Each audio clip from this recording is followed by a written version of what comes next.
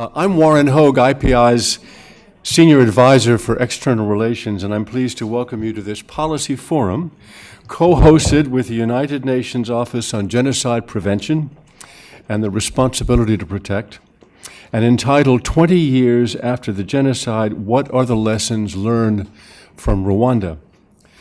As the title indicates, we want to focus on the lessons learned and not learned in the 20 years since the Rwandan Genocide, and what can be done to further prevent atrocity crimes. This month's 20th anniversary of the genocide in Rwanda is recalled with particular poignancy in this community because of the undisputed failure of the United Nations to stop it back in 1994, and the evidence right up until the present that in places like Syria and South Sudan and the Central African Republic, efforts to protect threatened populations from atrocities still remain elusive. Just today, we have fresh reports from the UN in South Sudan of the targeted killings of civilians there based on their ethnicity and nationality. And in a chilling repetition of what happened in Rwanda, we are learning that people are using the radio to broadcast ethnic-based hate speech and to encourage men from one community to commit vengeful sexual violence against women from another community.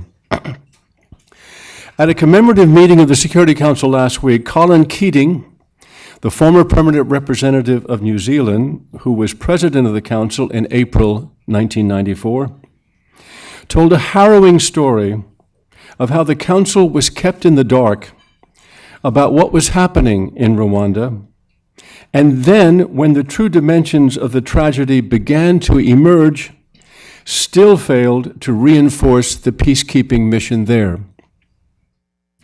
Quote, even after the genocide had begun, he said, events were still being described for several weeks as simply a resurgence of the Civil War.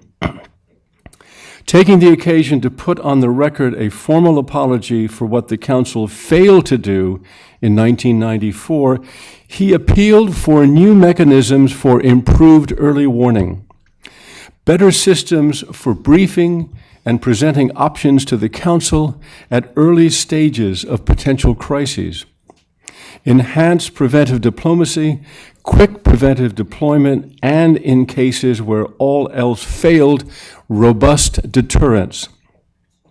He asserted that the Council had actually had the means to address the genocide, but that what kept it from acting was the absence of political will.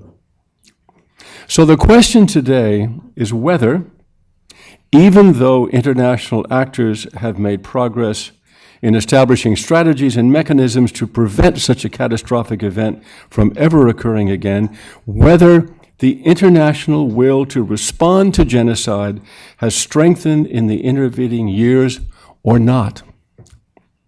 To discuss this subject, we've assembled a panel with deep experience and expertise on the issue. And since you have their biographies in your papers, I will introduce them just briefly now in the order in which they will speak. Adama Dieng is the Undersecretary General and Special Advisor to the Secretary General on the Prevention of Genocide, who for 11 years was the Registrar of the International Criminal Tribunal for Rwanda.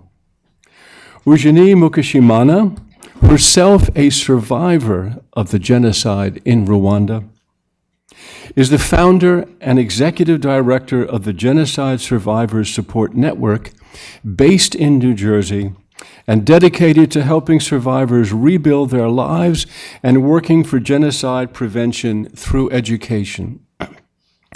Scott Strauss is professor of political science and international studies at the University of Wisconsin-Madison, and author of the 2006 book, The Order of Genocide, Race, Power, and War in Rwanda, and co-author of Remaking Rwanda, State Building and Human Rights After Mass Violence, published in 2011.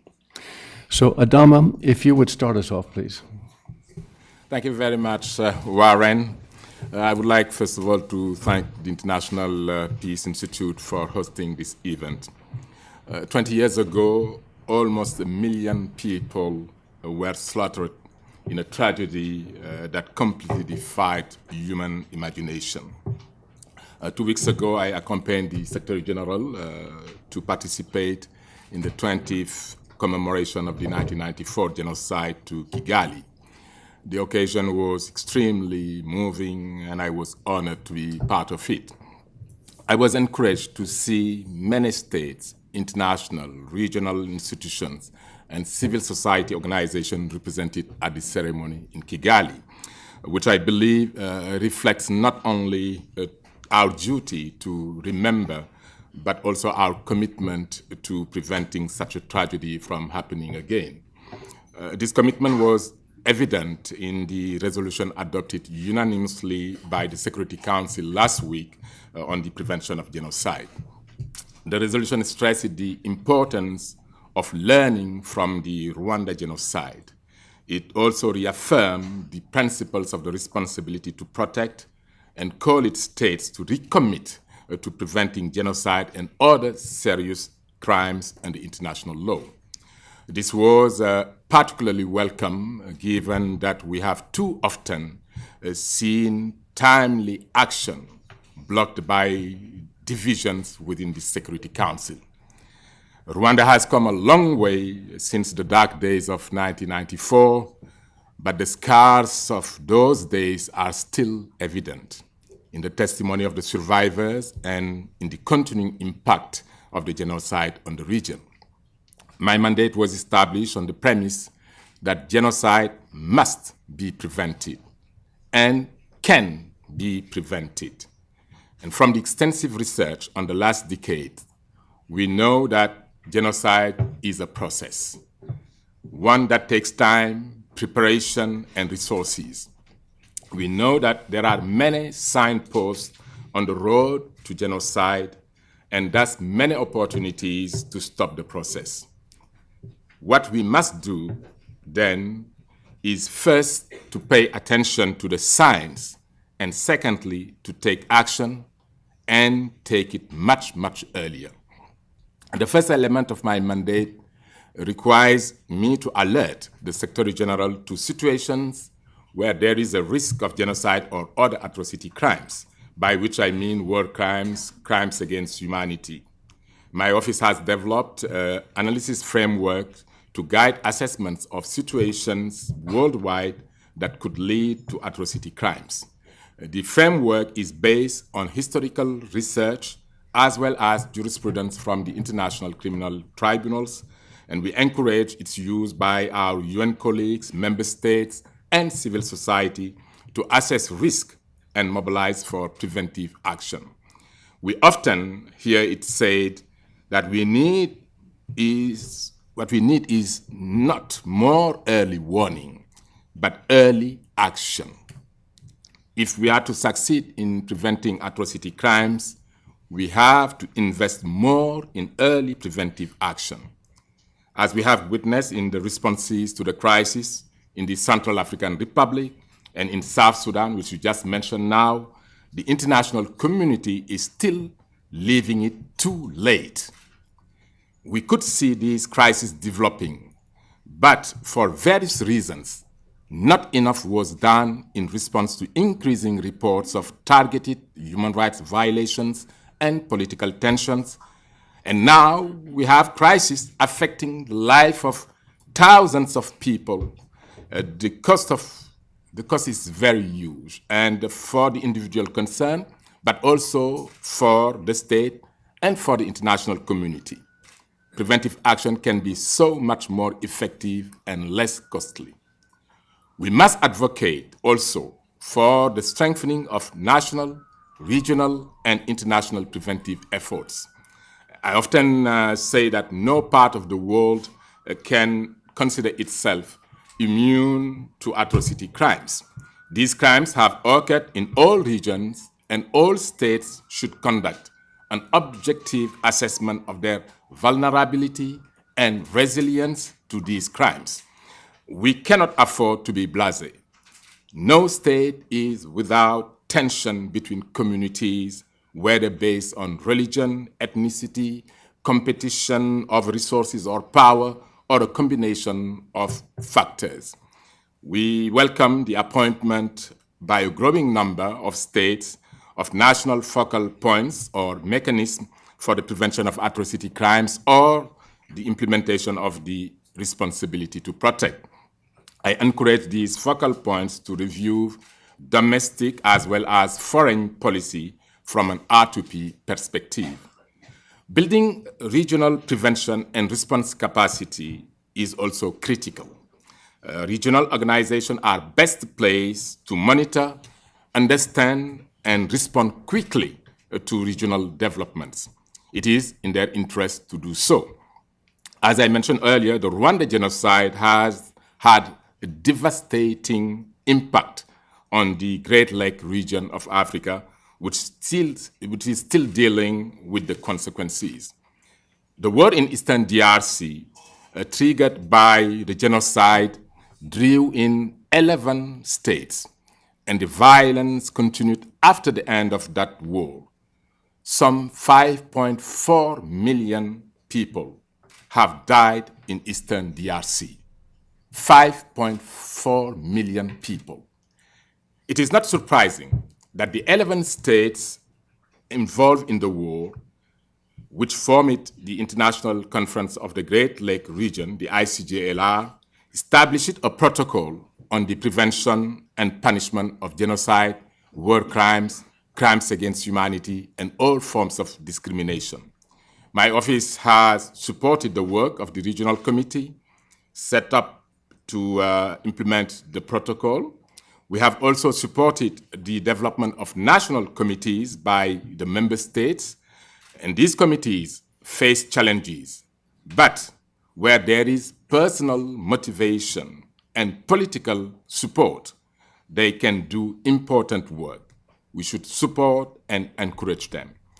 In Latin America, 18 states established a network for the prevention of genocide and mass atrocities in 2012 that is promoting national and regional preventive measures with a particular focus on education and training. The Latin American network is notable because several of its members have themselves lived through dark periods in which atrocity crimes were committed. They not only recognize the importance of preventive action, but have emphasized the important role that transitional justice processes have played in the recovery and reconciliation of their people. Failure to deal with the past, to seek the truth and ensure accountability for crimes committed, increases the risk of future crimes. Justice must be done and must be seen to be done if states are to move forward. There should not be any tension between the equally important objectives of justice and accountability on the one hand, and peace and stability on the other. They are mutually reinforcing. I'm concerned, for instance, at the opposition of the African Union and some African leaders, hopefully not all of them, to the International Criminal Court. We need to strengthen national and regional capacity to try cases of genocide, war crimes, and crimes against humanity. But until we do so, we should not oppose the prosecution of these cases by the courts that have the capacity to do so. At the United Nations, we are constantly reviewing our own early warning and response mechanism. The Secretary General recently launched the Rights Up Front initiative, which aims to improve the UN system's ability to respond in a timely, coordinated, and effective way to situations where there is a risk of serious human rights violations and complex crises, using the full breadth of our mandates. To the survivors of the genocide, we owe a pledge to take all possible measures within our power to protect population from another Rwanda. There is no excuse for inaction. The ongoing crises around the world are a reminder to all of us in this room that we have a lot more to do to make the prevention of atrocity crimes a reality. People around the world, men, women, children, and the elderly, continue to be killed, abused, displaced, and discriminated against on the basis of their identity. We see it in CAR, we are seeing it in South Sudan, we are seeing it in Sudan. Therefore, we must double our efforts to protect them and ensure that all are treated with the dignity and respect that is their due on the basis of our common humanity. I thank you, Warren. Thank you, Adama. Eugenie, you've just heard Adama reiterate the pledge that we owe such obligation to people like you who are survivors of the genocide. So the floor is yours. Thank you very much. Thank you for your remarks. I think what is happening today is concerning me because these words that are being said here have been said before. And the question is, how are we learning even lessons of what had happened in Rwanda or even before Rwanda? One of the major issues that we have in all these conflicts that are going on is, to me, is the fact that people can just do it, and they do it because they can get away with it. There is a culture of impunity that seems to be going across the board where it sounds feasible for a head of state or a group to carry out these mass atrocities, and in a way, they kind of get away with it. They get away with it because if you look in history, how many people were punished for the crimes they committed in 1940s in Europe? How many people were possibly involved in that genocide? How many people have been prosecuted for any other mass atrocities that happened? Even looking at Rwanda, we did try. And inside Rwanda, yes, there was this gacaca trials that have been attempted to be done. They may not have been totally 100% effective, but they are better than not having anything at all. Now, when you go on the international scene, you don't see the same thing. How many people live outside of the country who have been planning the genocide all along and are currently being protected by the countries they live in? They live free for 20 years, and there seem to be no consequences to the atrocities they committed. A part of it, I heard, it's because, well, in some countries there are no laws on books for genocide crimes. Well, if indeed a genocide is a crime against humanity, how is it there are countries that don't have those laws on the books, and how come there's no alternative? I mean, if you don't have the rules, the laws on your book, and then you have the International Crime Tribunal for Rwanda, and then use it. But not doing anything is not acceptable. In other places, they're just delaying the process, and it hurts. It hurts people like me and other survivors that I know. It hurts the whole international community because if you cannot prosecute them, and why is not the other guy gonna do it again? And either the crime is too big to prosecute, and that's why when they're doing this, they involve a lot more people. And if indeed people would look at their own individual responsibilities before they commit these crimes, and then perhaps you will see resistance. But once you have a group that is doing this, and then it's much harder. Are you gonna punish a group as such? How do you carry out justice when a group involved people from top to bottom? And I think that is still is a challenge today in terms of how we deal with these crimes of mass violence. The other thing that I look at Rwanda today and it makes me wonder is, in a way, even after the mass atrocities have taken place, we still really don't know how to even support the states, the survivors, to rebuild those countries. I would much rather have prevention because rebuilding is very expensive. One has to look at how much money ICTR costs, look at how much the rebuilding of Rwanda has costed, and that is not including how much it will take to fully support survivors to the point where they don't need our help. And that may go beyond one generation. Why do we do business this way? One of the reasons sometimes is because there is this notion of profit before people.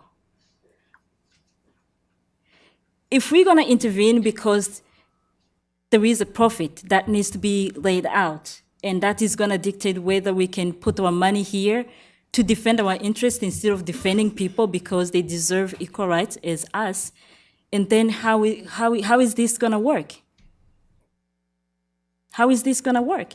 And that's really fundamental. I mean, all the fights that are happening sometimes, the delays and the inactions in the Security Council, I hear the media and everything is pointing out to one thing, or what are the interests, strategic interests, political interests in this particular region? Why should we go there?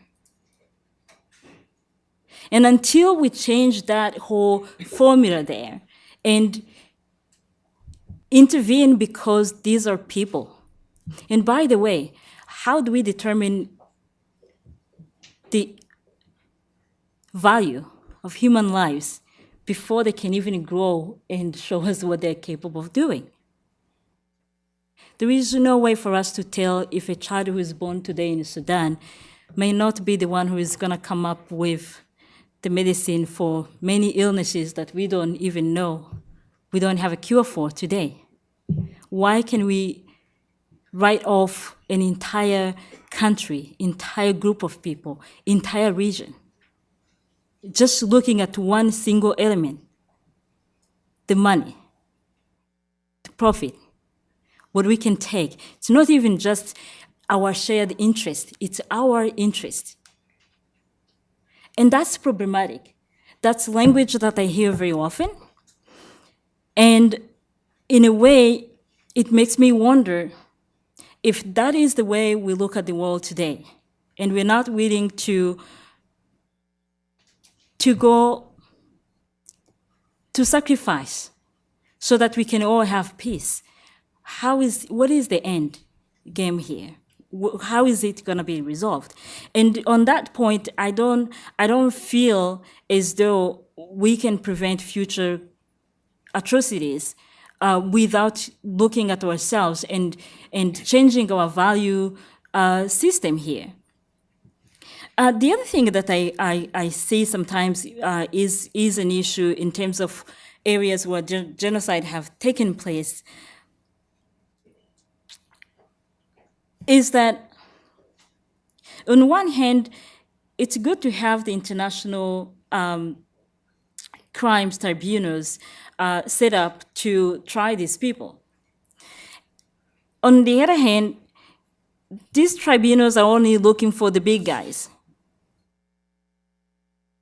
And it's assuming in a way that they are the ones who have the key to what happened. Somehow if you take them out and you prosecute them, what has happened kind of is just going to disappear.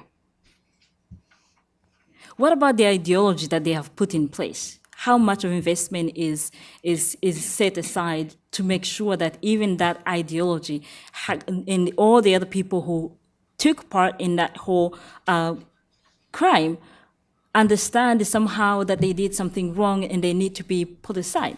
And I would rather have something in place that will not just look at the one single individual. Work with the local governments, find these people, and prosecute them. And sometimes I heard from survivors who live in Rwanda, for instance, why do we have a tribunal in Tanzania?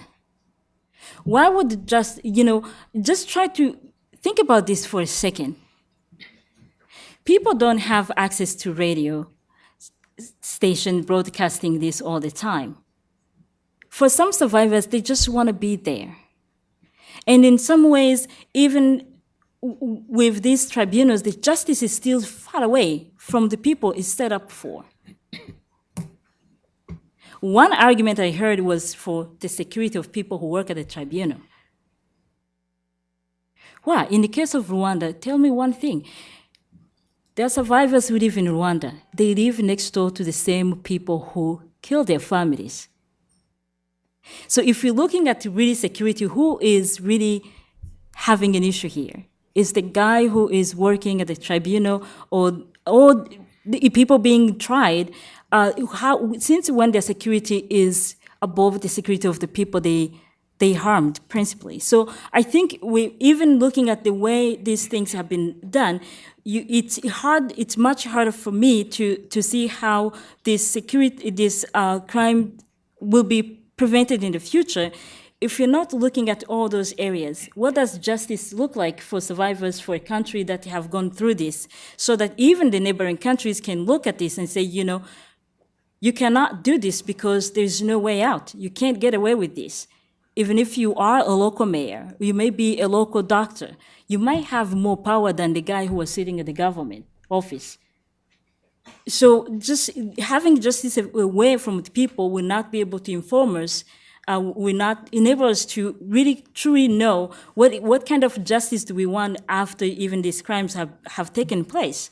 I look at Sudan today, for instance, and therefore, people have been in refugee camps for so long. Who is responsible for the losses they suffered? Who is responsible? So far, we kind of think most of the time of one person, the president of that country. Is it really just the president? Or is the president supported by all other people who are enabling him to do what he's doing? So in a sense, just focusing on the president alone, to me, is not going to prevent the continuation of this suffering for people in Sudan. And so, and one last thing, I think is, as was said before, genocide doesn't just happen overnight. There is build up to it. There is propaganda that is happening.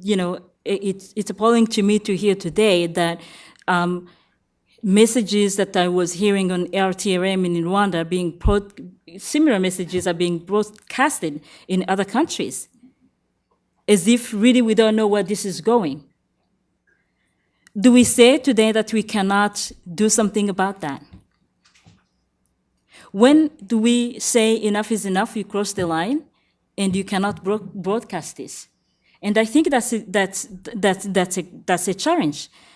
We talk about, countries are sovereign nations. Maybe you can't just go in and do these things. But if a genocide is a crime against humanity, and then I think that the whole element of it is sovereign nation, we need to revisit maybe either the definition of a genocide, or we have to figure out where that line is, and when it is crossed, what are the actions? I think for now I will stop here. I'm sure we have time for more questions. Thank you very much. We do indeed. Thank you, Eugenie. And now I'll call on Scott Strauss. Great.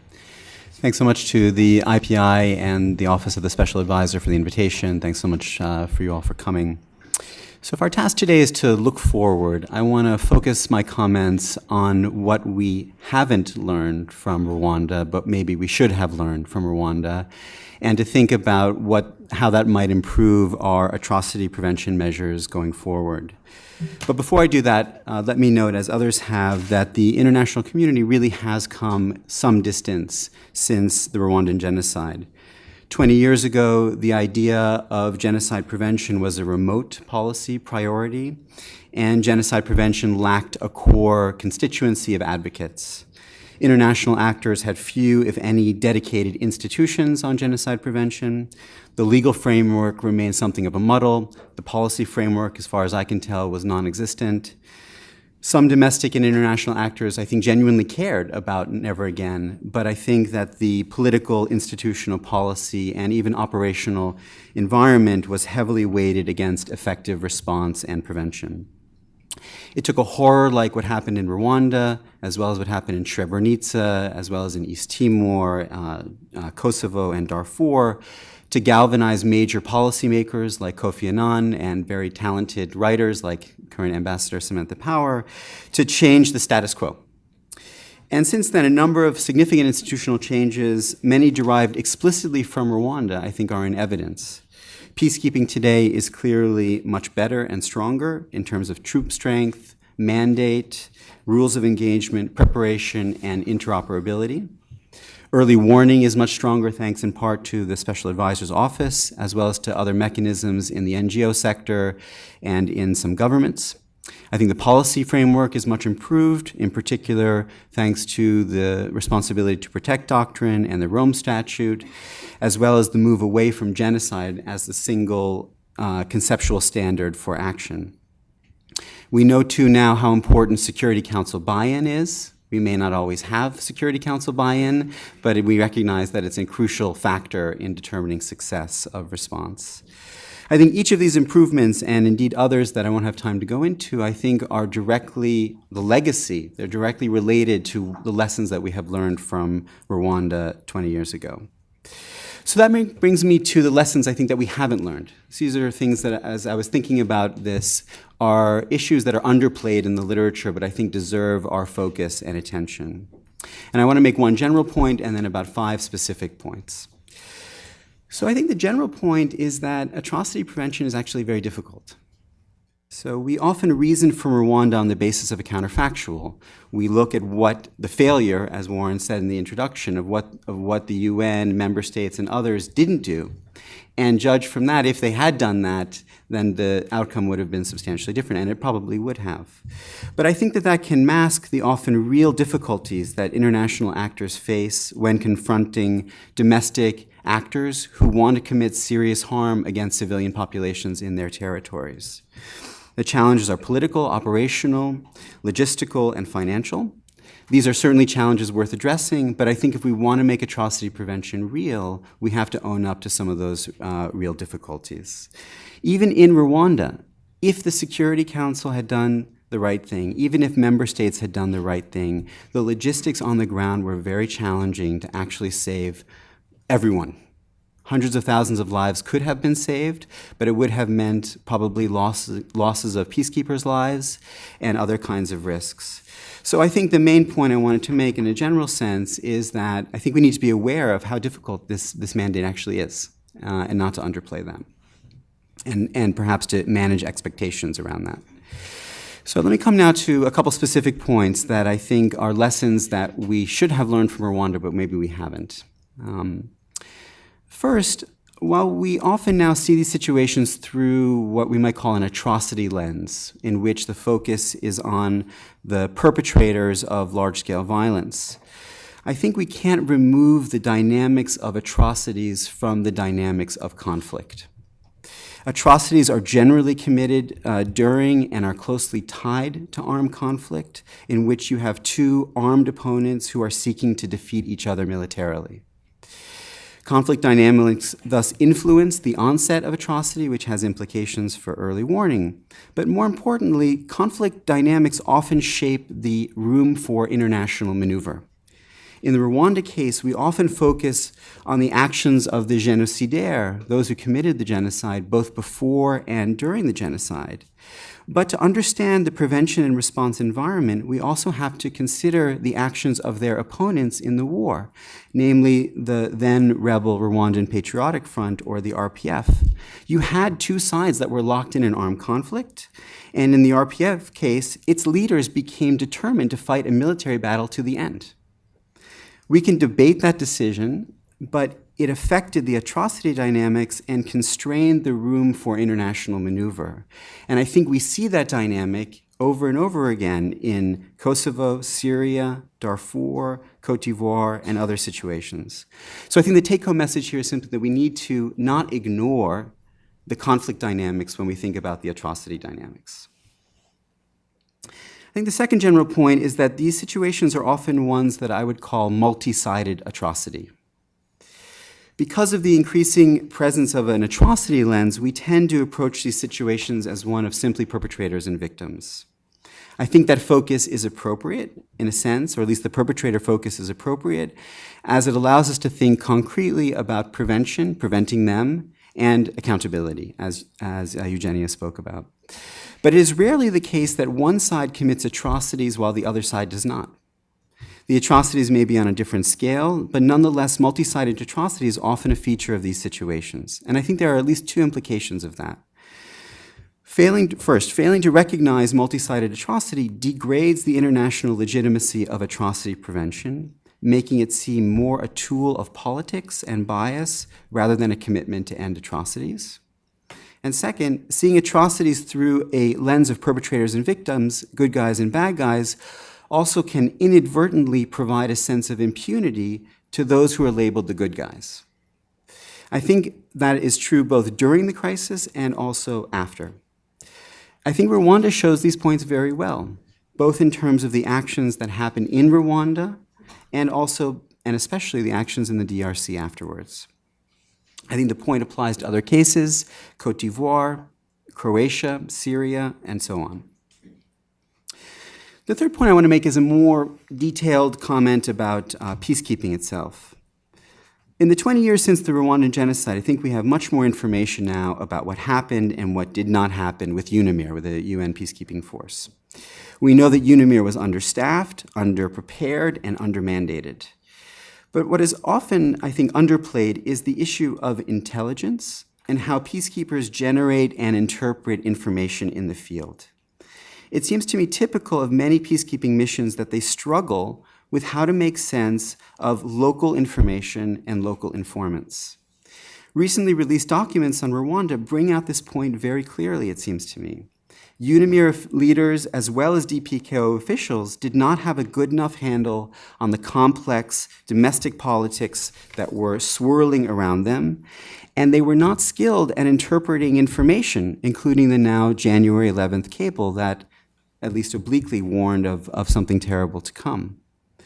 This point, I think, applies to other cases, and I see here an opportunity for greater interaction between the academy and experts, and graduate students in particular, on the one hand, and international prevention efforts on the other. In the end, information and interpretation of information are critical to risk assessment and to judging the room for international maneuver, and atrocity prevention measures need to invest in local level mechanisms for information gathering and analysis.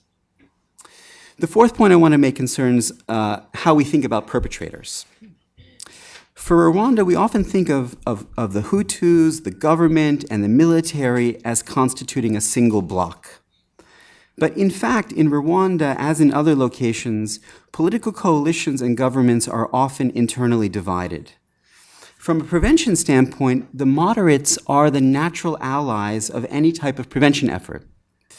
In Rwanda, there were many high-ranking officers who opposed violence and who wanted UNAMIR to stay and to stabilize the situation. In many areas of the country, local officials opposed the violence and sought in the early stages to prevent it. And I think this deserves more attention. The question I want to put on the table is how can prevention strategies target, support, and empower moderates in different locations? The fifth point relates to something I said earlier, but it's slightly different. And the point is this. I think we often think about Rwanda through an all or nothing lens. We reason that the international community could have prevented and stopped genocide if different actions were taken. Instead, the wrong actions were taken and all was lost. But it may be useful to focus our attention on concrete measures that could save many lives, but maybe not all lives. Even if military operations are not on the table, or full-scale military operations are not on the table, there may be other measures that can save lives. In the Rwanda case, there were many such opportunities for measures even as we were into April, the second week of April, the third week of April, in particular in the center of the country and in the south. And with an informed analysis of the conflict and an informed analysis of the political dynamics, I think it would have been possible to save hundreds of thousands of lives in Rwanda even as late as mid-April, the third week of April. The point here is that maybe the atrocity prevention community needs to more clearly put these half-step measures on the table for discussion. They may not be perfect, but they may save many, many innocent lives in these terrible situations. In the interest of time, let me stop there, and I look forward to your questions. Excellent. We're going to go to questions now. I'm going to begin the question, but I'm going to ask you in a moment to raise your hands and send a microphone after you and record what your questions. But I'd like to call on a colleague of mine to start the questioning, and that's Adam Lepel, our Director of Publications, who has done scholarship and written in this area. Adam?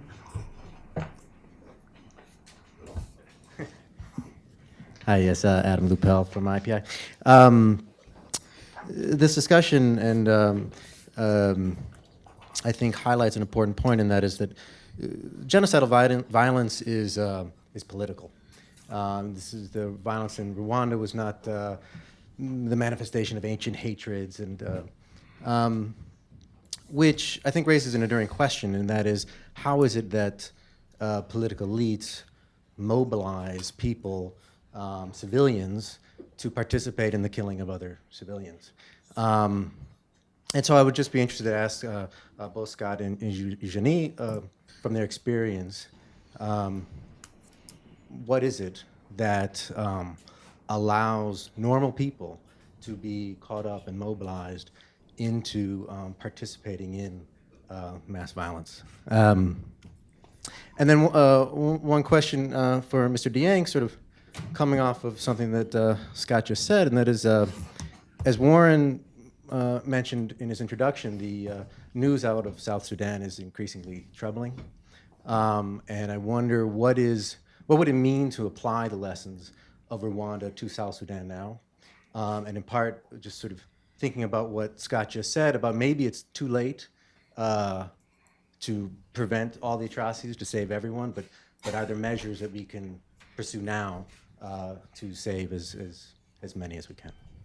Thank you, Adam. Eugenie, I think I'm going to ask you and Scott to take on the first question, if you would, from Sure. Adam, and then we'll turn to the second question and Adama Dieng. Sure, I will try. I think the reason why the people will go along and do these kind of crimes is primarily, why don't we do everything we want to do? It's because we're afraid of consequences. Now, if you remove the consequence aspect out of this whole equation, the state that has the laws that usually will punish you for doing X, Y, and Z is now telling you, this is not a violation of law. You can go ahead and do it. Some people will do it. And it's also, I think it's a bit naive to assume that some people did not really have any feelings against the people they killed. Some of these feelings are not necessarily based on the fact that RPF attacked. The RPF factor in the genocide in Rwanda, in my opinion, is not as big as the idea that people since 1962 and 61, they've been killing people. 1973, they did the same thing. So you have a generation of people who have been killing and nothing happened to them. Nobody got punished for those prior killings. And even 1993 or 92, I can't remember very well, the tryouts for the genocide, 2 communities in Rwanda, they went in, they killed people the same way they killed in the rest of the country. Nobody got punished for that. So the question is, yes, impunity is one factor. The other factor is, yes, there are people who are coerced in carrying out the genocide because somebody stronger than them showed up at their doorsteps and say, you have to do this in the name of this group. You in or you out? Which way are you going? So, but there are also other places where that cohesion wasn't available, wasn't there. In my own hometown, we didn't even have a mayor at the time of the genocide. Did that prevent people from carrying out the genocide? No. The leadership emerged from the local people. They decided each morning which home to hit first. The government told people that they can go and do the killings, did not tell them exactly how to do it. That came from them, each community.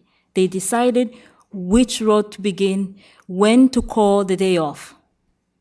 So now maybe the first time around, if nobody gets punished, the guy who did not to go realized that, well, he didn't get punished. Maybe I need to get along and do this. And it's not just killing people, though. It's killing people and taking their belongings. Because some people went along because they wanted to take the belongings of the victims. So there are people who killed because they really kind of like wanted to kill and they could do it and there were no consequences.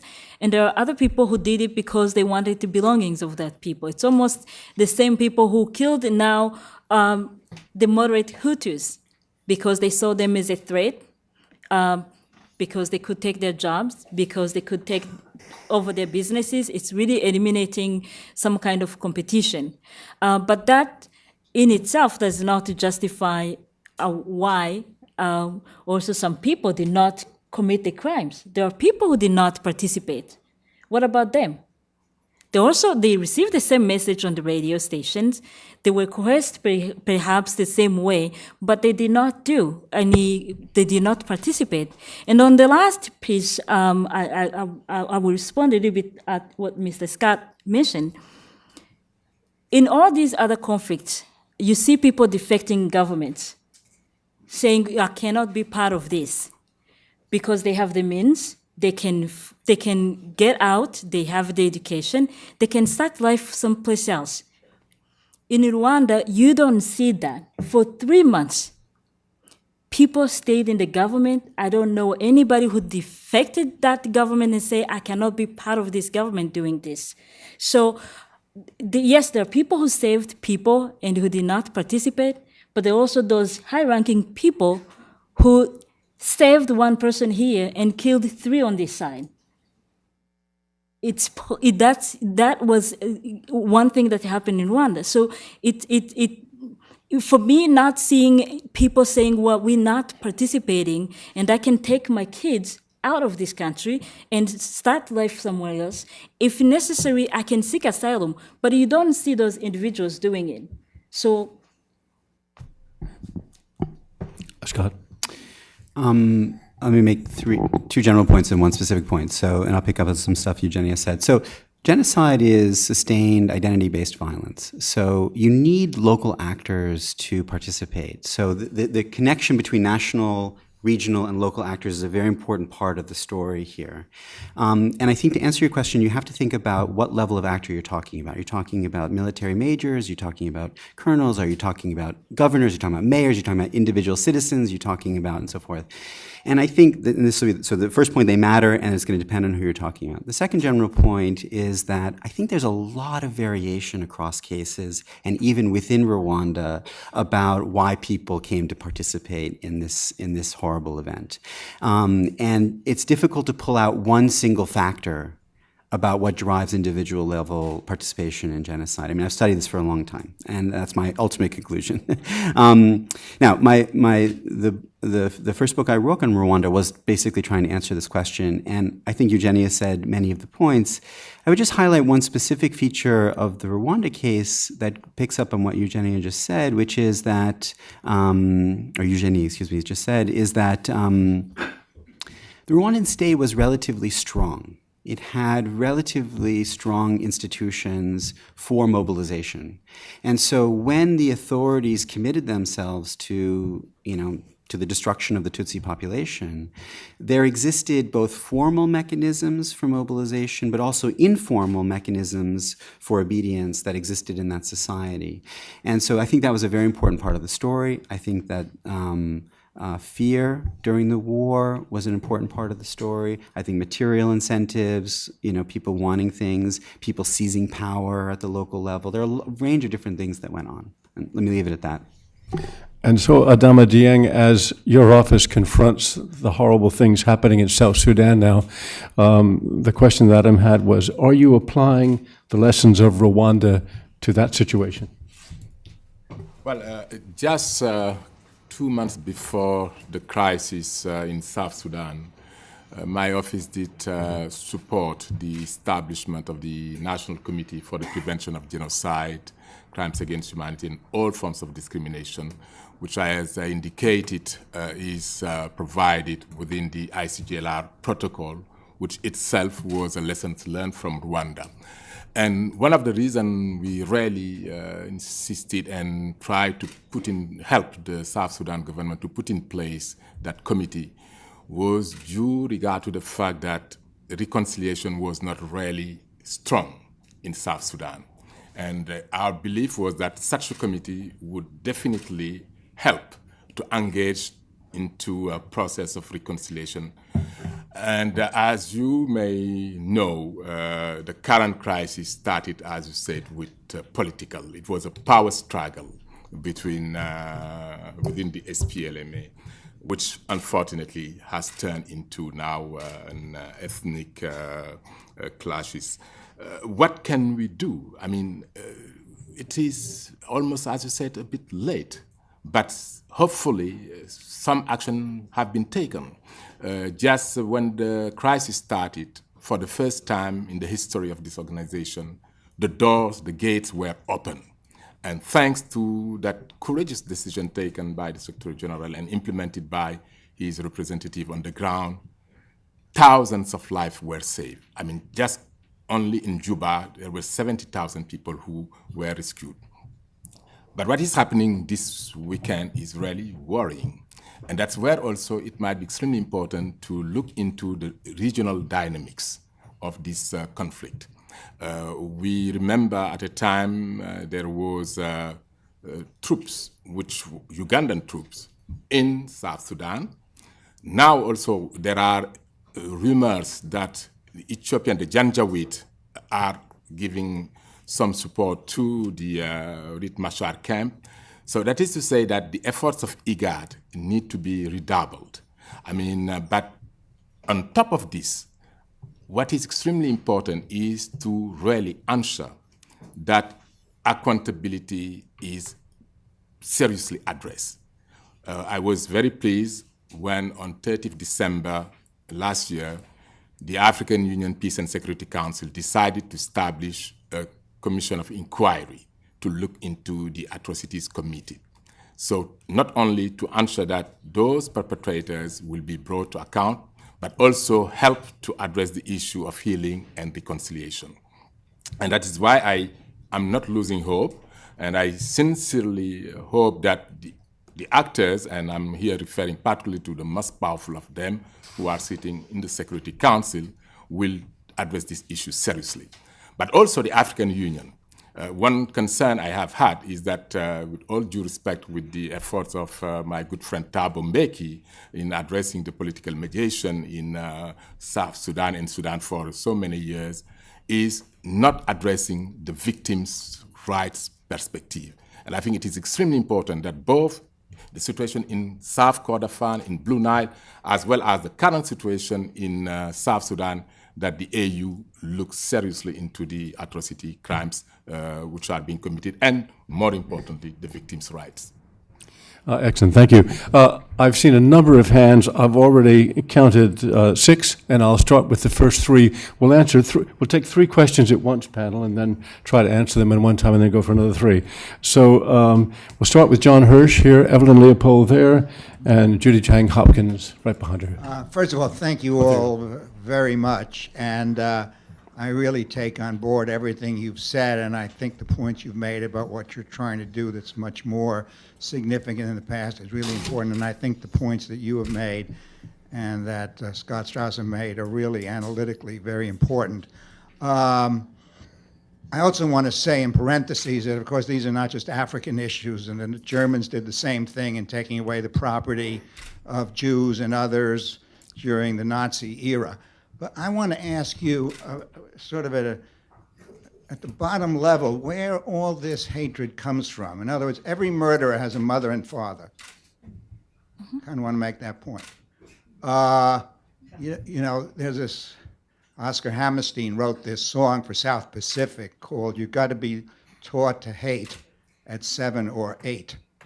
So, you know, yes, I take your points about tensions and your points about ideology and the points you made about, you know, grabbing the goods while you're in the government and so on. But is it your view that ethnic tension is an inevitable reality in most African countries? In other words, whether it's Burundi, Rwanda, South Sudan, Mali, CAR, is that the starting point? That these tensions are just going to be inbred in these communities? Or is there a role at the very, very local level for the mothers, the fathers, the teachers, the imams, and the preachers to get on this? Because everything that you're talking about is the response, the prevention response and the response afterward, prosecutions and so on. But so if you could sort of address that, the local responsibility at the grassroots level, I'd appreciate that. A panel, hold on to that idea. The second question was Evelyn Leopold.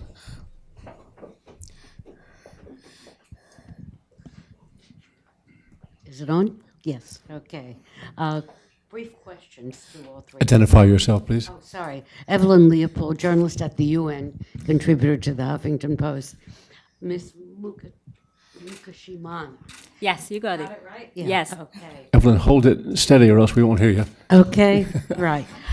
There's 15% Tutsis and 85% Hutus in Rwanda.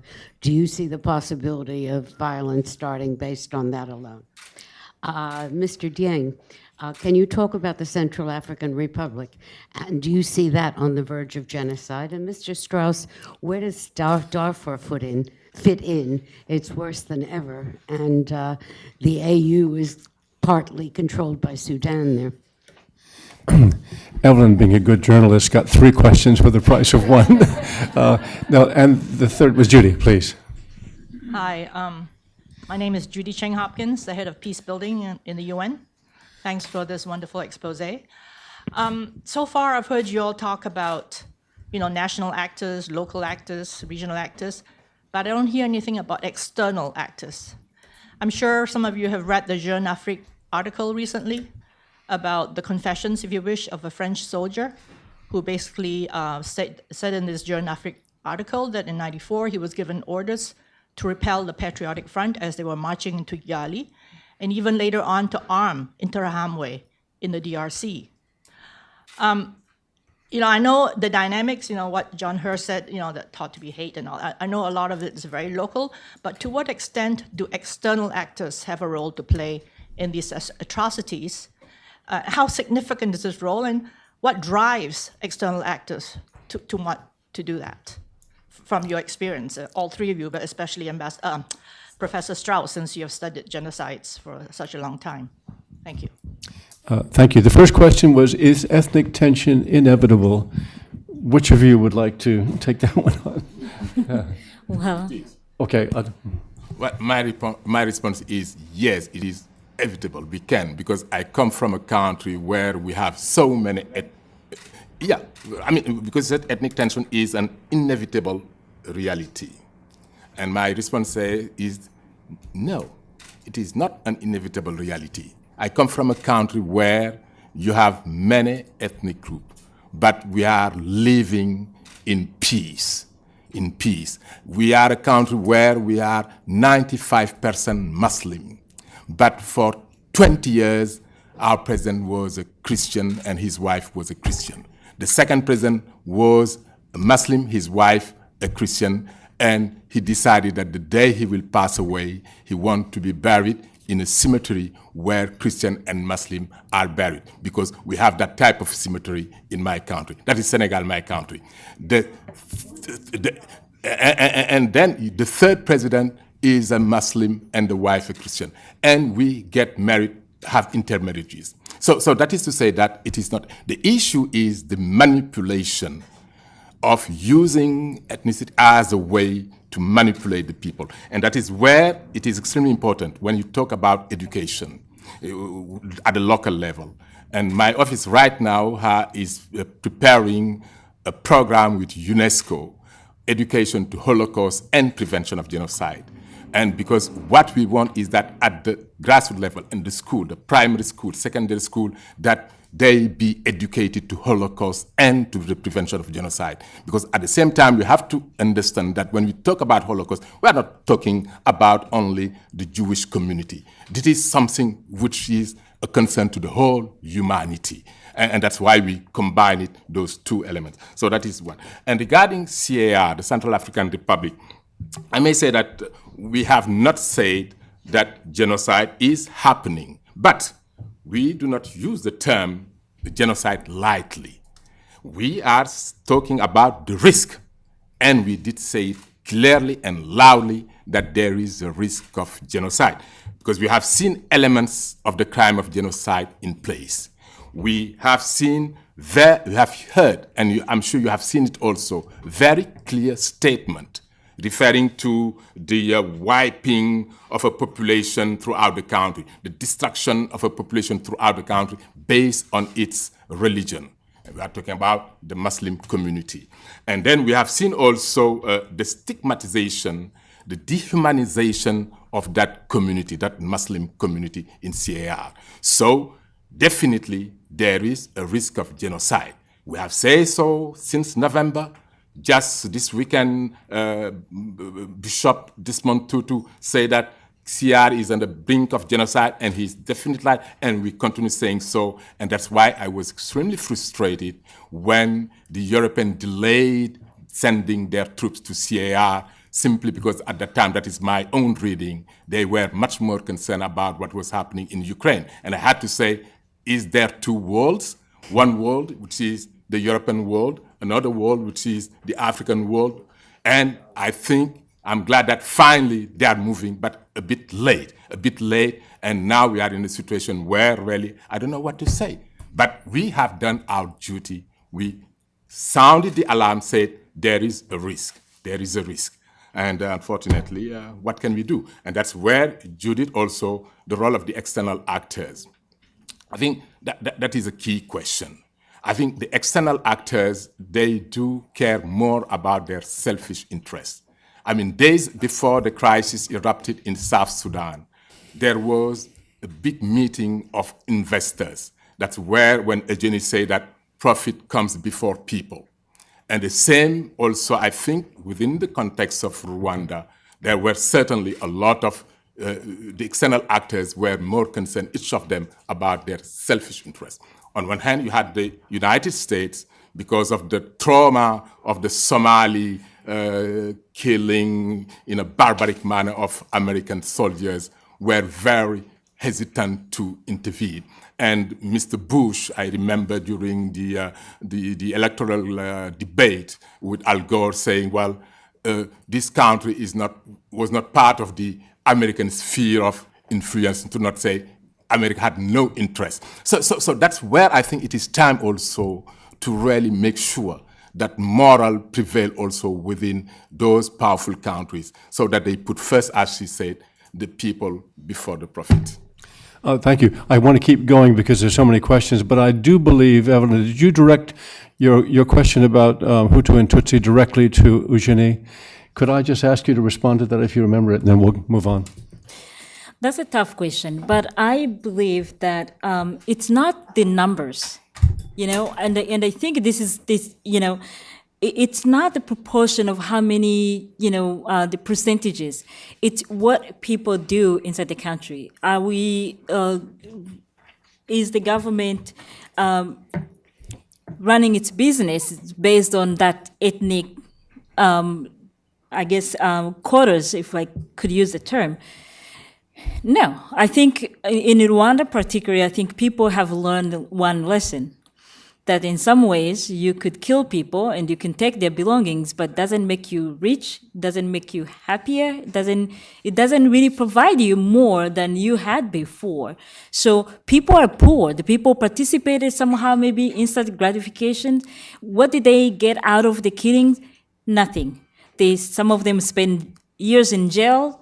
Others, I think there is maybe things that are not verbalized from the second generation. I always wonder what they think of their parents' actions. So the question is whether this can happen. I hope not. But the minute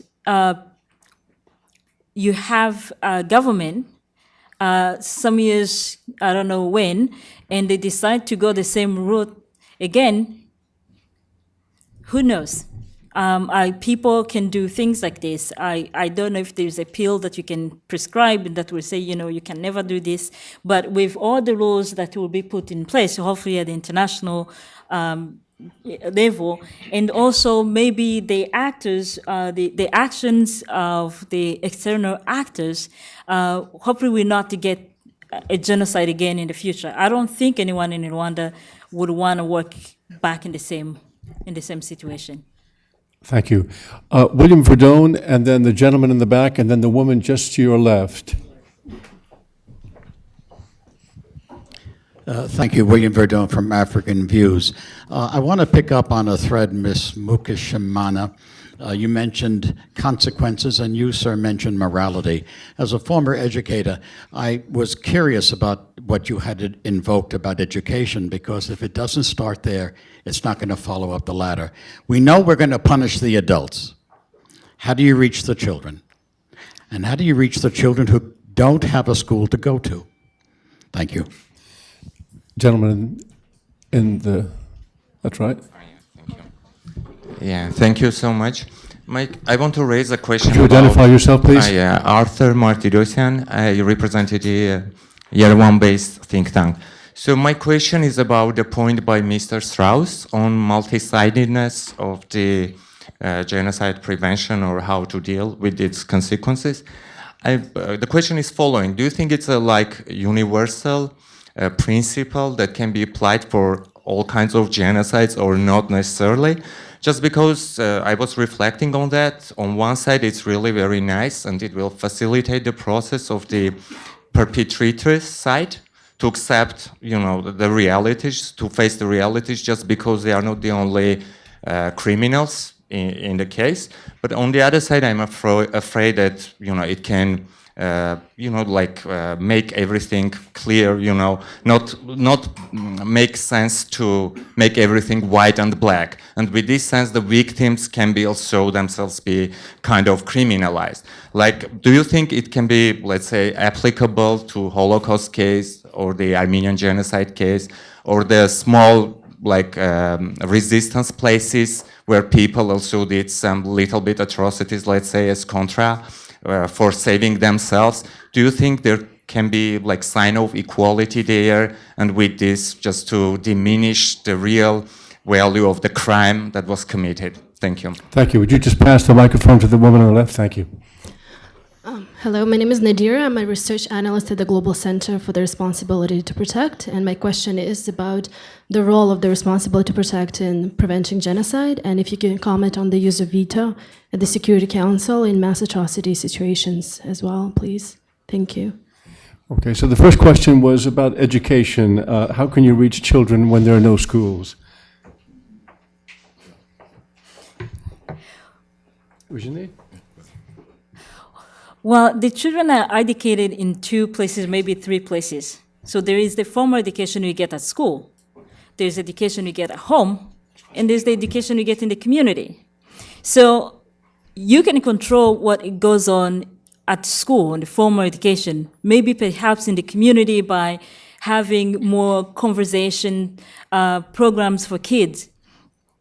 But what goes on inside people's homes, that's where the problems are. And I think that's actually where the problems originate as well.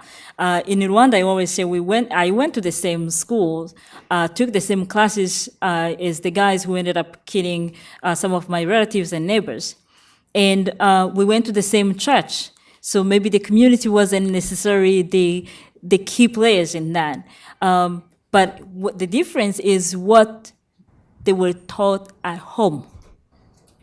And that's where I worry, but in a way, we will hope that as the kids get more in the school and in the community, they may have a chance to not necessarily follow just what is being taught at home, to think twice, because now you have given them two sides. And some of those kids, hopefully, they will choose the other way. They will look at the record. We need actually a part of the whole education, and I think this is maybe what is happening here. We need to really study the past, not because it's just a history class, but as a tool. Our present is also connected to the past. So in a way, it's interesting when I go to schools. I go to many schools here in the US, elementary schools, middle schools, and high school students. And you go to a school and the kid is telling you, well, you're talking about genocide and people got killed. And it made me think about my own community. You know, who is the other in my own community? And whether I should be listening to the guy in my classroom who's just a bully. So, you know, education is more, it's not so much that kids know what happened in Rwanda, but teaching them how to formulate, how to understand the world they live in. Because as you mentioned, nobody's immune to this type of crimes. Poor or rich, I think history has shown us that. And Adama, could you address the question about responsibility to protect? Well, if you go back to history, I mean, we will certainly understand why there was, after the failure of the League of Nations, the introduction of the right to the veto. But when you see what is happening today in Syria, and that the international community failed to really protect the people in Syria, despite the fact that in 2005, the world leaders committed to make sure that whenever a situation, the population are at risk of a genocide, crimes against humanity, war crime, ethnic cleansing, they will have to do something. And they listed the three pillars, of course, the first responsibility being the state responsibility, the Syrian responsibility, but where the state of Syria failed, because from day one, my office addressed that issue. We issued a statement. We indicated at the time that crimes against humanity were being committed in Syria. Nothing, not a single resolution at the Security Council, until we had the use of the chemical weapon issue. So this is a failure. And why? Because you have 5 states which have the veto, which they can use.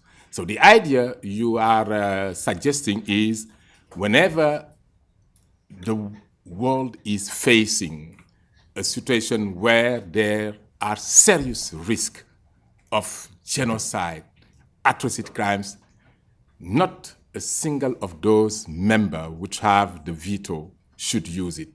They should allow our humanity to be protected, because we are talking about embracing our humanity. This is not the interest of one single state, but it is the interest of the entire humanity. And that is why I'm among those who definitely support this idea. I may be an idealist, but I think every single positive development we have witnessed throughout history started with an ideal thought. And I think it will come maybe one day to fruition. Maybe one day we will see a world where never again will become definitely a true word. But unfortunately, after the Second World War, we said never again, but then again and again and again, but it is time to stop it. If not using the right, the veto could help to stop it, make sure that this happen. And it is for the civil society also around the world to get mobilized around this idea. As you all probably know, there is a proposal, and we had a meeting here 2 weeks ago, co-sponsored by France and Liechtenstein, treating this proposal to voluntarily, it has to be voluntarily, persuade the P5 that they should never use the veto in cases of mass murder, mass crimes, and atrocities. I wish I could tell you I thought that would happen one day, but at least the proposal is out there. I have 3 more. I actually have 5 more, but let me start with the 3 I saw for. There were 2 women here. You were one, yes? Did you want me to respond to his Oh, question? I'm sorry. Yes. I'm sorry. I didn't. So just relatively quickly, I don't think multi-sided atrocities is necessarily universal. I think that it's frequently the case. So I don't know enough about the Armenian case, but even in the Holocaust, there were things that the Allies did that would count clearly as mass atrocities in our contemporary world. And I think that it unquestionably makes it more complex, less black and white, and the risk you point out is real, which is it's very difficult to gain traction if you point to complexity. But I think in the end, having observed Rwanda now for 16 years, 17 years, longer now actually, I really don't think that the atrocity lens, which points to a good side and a bad side, will serve the country well in the long run. And I think it's very important. And I spent a lot of time in Côte d'Ivoire over the last 6 or 7 years. I think the same thing applies there and applies to other situations as well. So it may not be universal, but I think it's an important thing to think about when approaching these situations in the future. I'm just trying to pick, in order in which I recognize people, woman there, and there was another woman in the same row. Yes, there, and then finally, Yael Daniele. Hi, my name is Francine Lewis. I'm from the New School. My question is, the young woman mentioned we need to learn or be knowledgeable about our history. At one point, we know that the Belgium ruled Rwanda for many years, and they started making statements that the Hutus were more like Belgium, which created some type of division. So I guess this question is for you, Professor Cross, or anyone who would like to address it. What role does colonization played in the genocide? Okay. I think right next to you. Hi, I'm Katrina Kelsick, and I work with the SRSG on sexual violence and conflict. And my question pertains to conflict that is occurring in terms of an internal armed conflict. If we have internal armed groups that have decided to pick up arms and fight against a government that has already gained international legitimacy as being a sovereign government. If these groups already have less buy-in to the international system, I'm wondering what structures are in place for them, for the UN to work with them to help prevent atrocities, especially in conflicts that are still ongoing. Thank you. And then the third one is Yael Daniele. Thank you. Thank you. I'm Yael Daniele. I direct the group project for Holocaust survivors and their children. It was the first program ever developed to take care of Holocaust survivors. And I represent the International Society for Traumatic Stress Studies.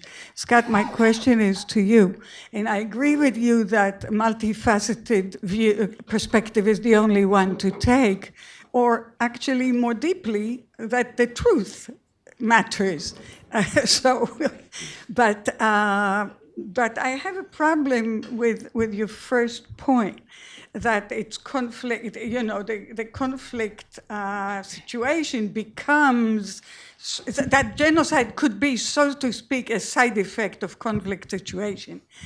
I think it's a problem. Because abuse of power, yes, everybody who has power might abuse it. What about the civilians? And to take a long-term view, with regard to the International Criminal Court, for example, that's why we have reparations for victims and the reparative justice as essential, and Adama also said so, as essential to long-term healing. So it's sort of a complex issue, but I'd like you to try to... Thank you. Ujjwali, do you think you could answer the first question from the woman in the third row? Yeah, I can try. So the question was what role colonialism played in the genocide in Rwanda. Yes, there are a lot of actually issues of Rwanda that actually stems from that colonial era. The first point is that in the history of Rwanda, before colonialism, there was no conflict between the Hutus and Tutsis. None whatsoever. And that the Hutus and Tutsis were a more classification, social classes than ethnic groups. Then you got colonial powers that now made that ethnic classification and created a mechanism to track down who is who and pretty much made it permanent. So families that used to move in between on the social classification couldn't do anymore. And then you involve an ID card and you know, in a way to track who is who, which led up to the discrimination that we saw way before the genocide in terms of who could have access to what, who could get a job, and how they could actually identify this family as a Tutsi family in terms of, you know, during the genocide. During the genocide, for instance, people could ask for your ID. If your ID says that you're Tutsi, you're dead. There's no way. If you don't have an ID card, and then they will go by the classification that the Belgian put in place that determine what a Tutsi is supposed to look like. And beyond that, though, I want to go back to the time exactly the colonial policies when they're being put in place. Just for a second, try to imagine this. If you're asking people to build a church, for instance, and you're asking for free labor, and the people are telling you that they don't need a church, they don't understand why they need to build a church, they have their own God, they have their own way of doing things, and you're doing this in a sense, asking people to give up their land, you're asking them to give up their time and to physically come and do that work. And the same as coffee or anything that came during that time. Now, it's the same way when I get a traffic ticket, I'm usually most likely mad at the cop who gave me the ticket than whoever that came up with the law that says I cannot turn on red. It's just as simple as that. Now, specifically in Rwanda, during colonial time, you have what they call indirect administration, which means all the policies are laid out by the Belgians, but they don't have to go out and enforce. They just use the existing local administration to enforce the policies, good or bad. So the friction that resulted from those ill-fitted policies in the first place, people took it as if though the enforcers are the one who came up with the policies. And that's where the division between the Hutus and Tutsis started in the first place. The Hutus felt that the Tutsis were kind of like coming up with these rules and they were just, you know, sort of like working with the Belgians to really, you know, do whatever they want to do with the Hutus. And that, if you get an elite educated group of Hutus, for instance, who keep this theory up there, no, it wasn't the Belgian, it's just your Tutsis, your people who did this, that resentment kind of came from there. And that's a very short sort of like explanation, of course, but colonialism has everything to do with that.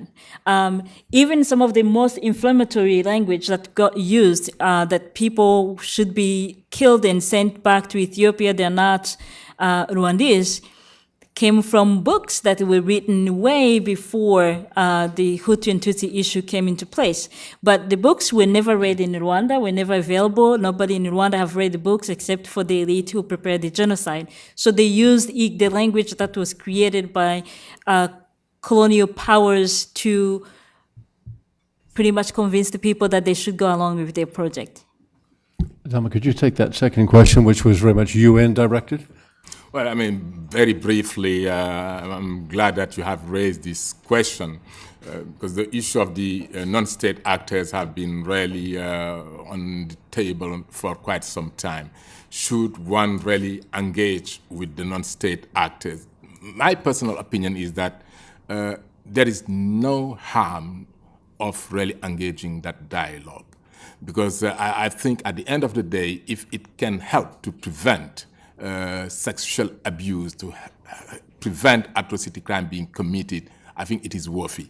If you go back to Michel Vette's book, I mean, I think 20 years ago or more, on guerrilla and humanitarian law, I mean, it addressed part of that aspect you are raising. But I think today, the crimes which are committed, for instance, in DRC, were committed not only by government forces, the Congolese, but also by non-state actors.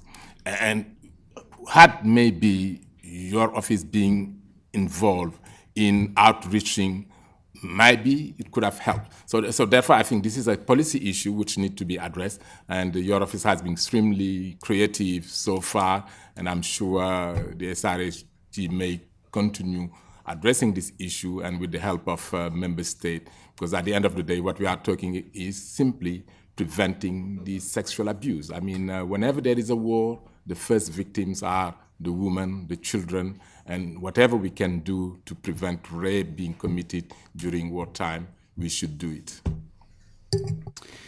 So, you know, I was very careful in what I said. I didn't say genocide was a side effect of conflict, but that the dynamics of armed conflict interact and shape the dynamics of atrocity.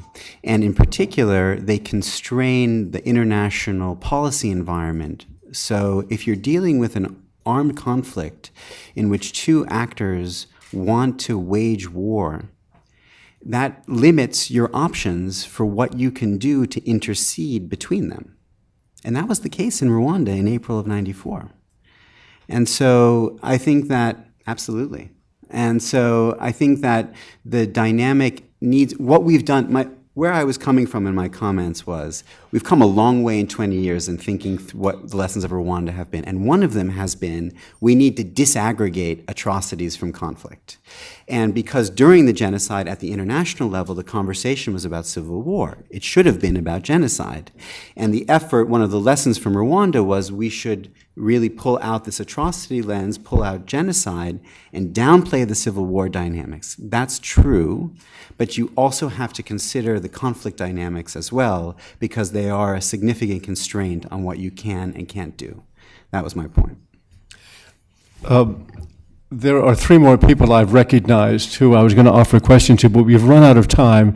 I'm going to invite you, please, the gentleman in the tan coat, Matthew in the back, to please come forward afterwards. What I want to say right now is I'm so grateful to this panel because they answered questions so specifically. Nobody was up here ducking today, and I'm grateful for that. And it's a difficult subject to talk about. I think it's been a fascinating conversation. I thank you, the audience, for staying, but in particular the panel. You've been an excellent panel. Thank you.